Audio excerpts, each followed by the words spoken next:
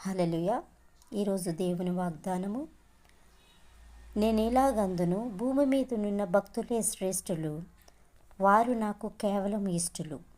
కీర్తనలు 16:3 ఈరోజు దేవుడు మనందరితో మాట్లాడుతున్న మాట ఏంటంటే, దేవునికి ఇష్టలుగా ఉండాలి అంటే మనము ఏం చేయాలంటే భక్తి చేయాలి. ఆ భక్తి ఏ విధంగా ఉండాలి అంటే, మనుషులు చూసే విధంగా కాకుండా ఆత్మానుసారమైన భక్తి కలిగి జీవించాలి. దేవుని భక్తి కలిగిన వారు ఆయనకి ఇష్టలుగా ఉంటారు. మరి దేవునికి ఇష్టలుగా ఉంటే మనం ఎంత ధన్యులం కదండి.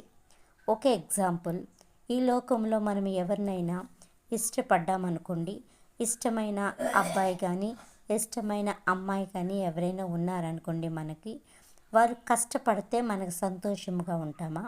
వారు బాధపడితే మన వేదనగా ఉంటామా? ఉండము కదండి.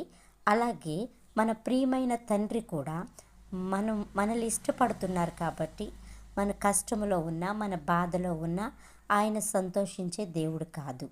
మనం కష్టములో బాధలో ఉంటే మనము ఆయనకి ఇష్టలుగా ఉన్నాం కాబట్టి ఆయన మనల్ని కష్టాల నుంచి, బాధల నుంచి, శ్రమ నుంచి విడిపిస్తారు. అలాంటి విడుదల నీకు నాకు కావాలంటే మనం ఏమి చేయాలంటే, దేవుడు ఇష్టపడే భక్తి మనందరము చేయాలి. దేవుడి వాక్యం మన అనంతర వినికిడిలో దీవించి ఆశీర్వదించబడునుగాక. ఆమెన్. మరి యొక్క ముఖ్యమైన ఉద్దేశం, నూతనంగా యూట్యూబ్ ఛానల్ అనేది క్రియేట్ చేయడం జరిగింది.